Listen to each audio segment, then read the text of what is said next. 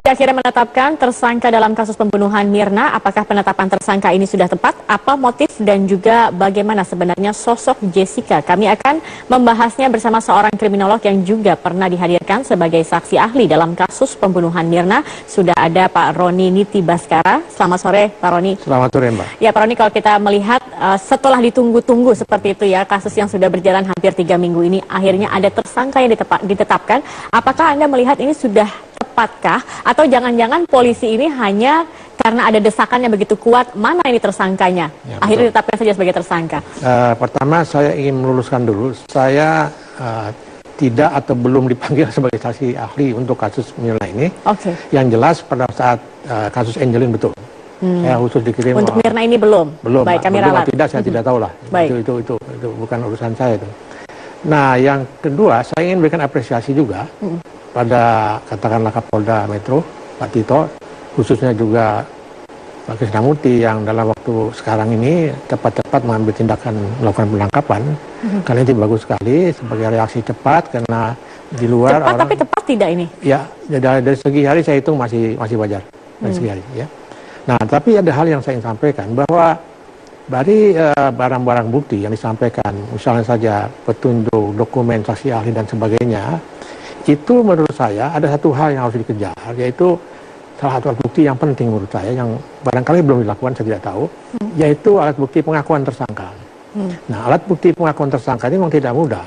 Ya, karena itu, juga menyangkal beberapa kali ketika justru itu, tetapi dengan teknik tertentu yang dilakukan di Amerika Serikat, teknik yang menggabungkan antara ilmu membaca wajah manusia dengan gerak-geriknya, di samping dengan tanya jawab yang sangat bermutu, karena ada 5 hal yang perlu dipelajari itu. Yang dilakukan adalah pertama, hubungan emosional antara penyidik dan tersangka. Ini dinilai 25% sebetulnya. Kenyamanan antara kedua belah pihak itu menimbulkan kepercayaan dan keinginan juga untuk si tersangka, calon tersangka itu mengaku ya. Yang kedua, apa yang disebut dengan baseline. Baseline itu sangat penting, adalah perilaku sehari-hari, misalnya saja dalam hal ini Jessica. Bagaimana dia di rumah, bagaimana dia wataknya, ya. Bagaimana lihat tatanan. Artinya butuh waktu lagi yang agak itu butuh waktu yang disebut dengan harus melakukan teknik penelitian dalam metodologi kriminologi, adalah participant observation method. Itu tidak bisa dilakukan terlalu lama, ya. Nah, sebagai pengganti itu ada namanya fisionomi, ilmu yang membaca watak, bukan jahat atau tidak, tapi watak-watak dasar yang ada dalam diri manusia yang bisa dilihat dalam waktu tidak terlalu lama. Dan ini memang datang dari teori. Tapi kalau Pak Roni sendiri, kalau bisa menilai sosok Jessica, kita akan lihat juga mungkin ada banyak cuplikan-cuplikan wajah di sini, Pak Roni. Bagaimana sebenarnya Anda melihat sendiri sosok Mirna ini? Maksud kami adalah Jessica, sosok Jessica ini sendiri. Ya. Kita akan lihat. Tetapi kalau Anda melihat dari awal penyidikan sampai sekarang, saya pernah melihat memang ini. Kalau kita lihat dari samping terutama ya, ini dagu yang panjang, dagu yang lancip, menunjukkan orangnya keras kepala, keras pendirian, ya, keras kepala dan keras pendirian, dan dia suka membantah, ya, tidak senang ditekan-tekan, ya, sedikit menekan perasaan diri sendiri. Tetapi tipe manusia seperti ini, tipe orang seperti ini, kalau dibujuk pelan-pelan, biasanya akan melumer dan dia akhirnya bisa tidak membantah lagi. Ya. Ada rasa penasaran yang sangat tinggi dalam diri orang ini, curiosity-nya sangat tinggi, sangat besar mempelajari sesuatu dan senang mempelajari sesuatu yang baru. Saya tidak ingin menghubung-hubungkan dengan katakanlah racun dan sebagainya, tapi tipe-tipe seperti ini seperti itu. Ya. Kemudian memang kalau pertemanan yang dilakukan tipe-tipe seperti ini sebenarnya bisa panjang, kecuali ada hal-hal yang kemudian dirasakan oleh dia itu keterlaluan dan kemudian dilakukan tindakan segera. Inti dari wajah ini seperti ini. Nah, ini yang harus digali oleh penyidik, dikaitkan dengan katakanlah gestur. Gestur itu adalah gerak-gerik. Setiap orang bisa dilihat dari kepala sampai kaki. Karena kita ini digerakkan oleh ada 2 otak, yang dalam satu otak itu ada bicara jujur, itu namanya otak limbik. Dan kemudian ada yang disebut dengan neokortex yang bicara bohong.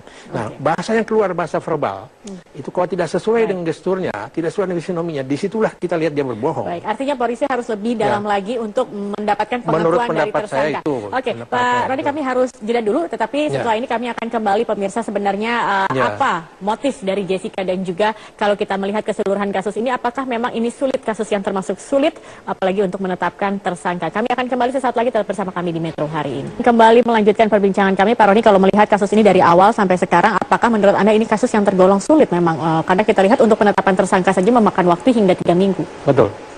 Jadi untuk menuntaskan kasus ini, saya kira saya ingin kembali bahwa harus menggabungkan teknik, katakanlah membaca wajah dan gestur itu dengan 4 hal lagi yang menjadi ukuran bisa dilakukan presentasi. Yang pertama, presentasi itu hubungan emosional antara penyidik dengan tersangka, ya. Itu nilainya 25%. Harus nyaman sekali. Yang kedua, gestur. Gestur itu kecil, paling-paling 25%, 6,25.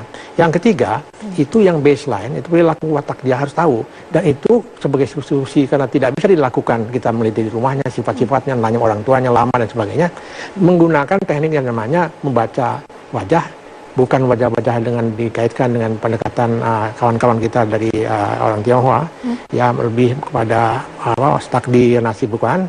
Tapi ini teknik digunakan oleh hakim di Amerika, ya Edward Jones, yang kemudian ini tingkat akurasinya 92%, dan itu kemudian digunakan. Dalam diri kita ini ada 86 ciri-ciri watak yang bisa diketahui dengan hanya wawancara. Jadi kalau kita lihat kan Jessica ini seperti pembawaannya begitu tenang, bahkan ketika menghadapi wartawan pun sangat tenang. Nah, yang namanya tenang itu harus dilihat juga. Tenang apa? Kalau kita lihat dari di atas senyum itu ada macam-macam. Ada bandit smile, ada senyum kesedihan, ada senyum palsu. Kita bisa melihatnya. Kalau tadi bisa dilihat sekali lagi, ini bisa ada ukuran ke sini. Ya. Senyum palsu tidak jujur itu, iya. Dan kalau tidak ada sampai dengan kerutan-kerutan di sini, itu senyum palsu. Dia hanya pinggir kiri dan kanan. Ini menjadi kunci sebetulnya. Kapan dia berbohong, kapan dia tidak.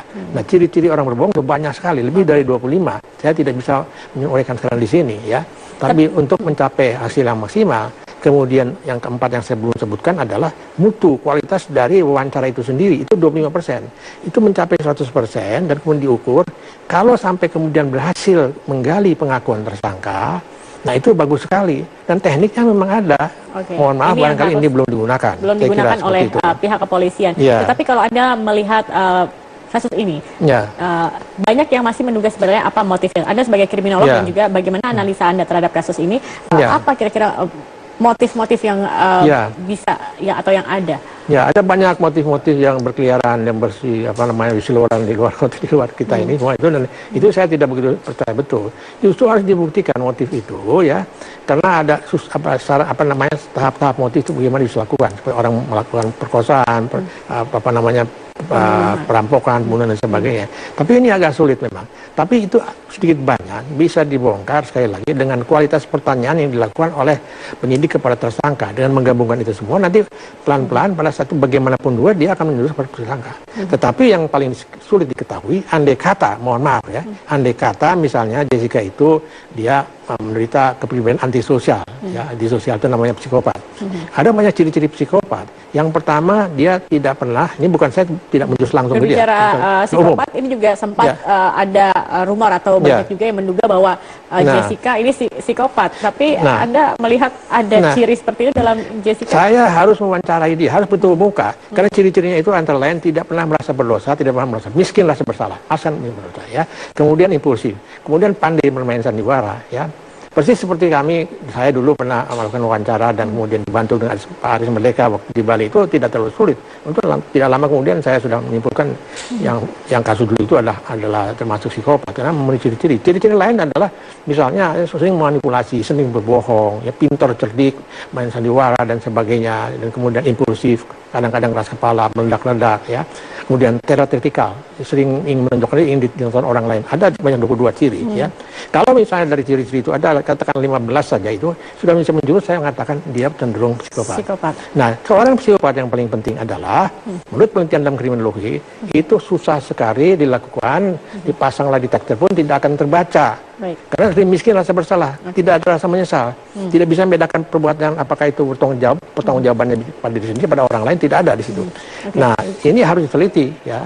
Mudah-mudahan sudah ada psikiater yang meneliti apakah psikopat atau bukan, ya. Baik, Pak Roni, terakhir ini dari kasus Mirna ini apa yang dapat kita simpulkan lagi dalam arti juga kita melihat kinerja polisi sudah begitu luar biasa, maksimal dan juga luar biasa. Satu tersangka sudah ditetapkan. Apakah Anda melihat ada kemungkinan lain untuk tersangka lain? Ya, kemungkinan selalu ada. tapi kecil kemungkinannya menurut saya, tanpa menduga-duga. Tapi sekali lagi, semua itu bisa diketahui kalau kita kejar pengakuan tersangka dengan teknik gestur dicampur dengan psikologi dan kemudian teknik bertanya kualitas dan sebagainya. Itu ada tekniknya, ada caranya. Itu yang barangkali, mohon maaf, belum dilakukan. Oke, baik. Terima kasih Pak Roni Niti Baskara telah bergabung bersama kami di Metro hari ini. Dan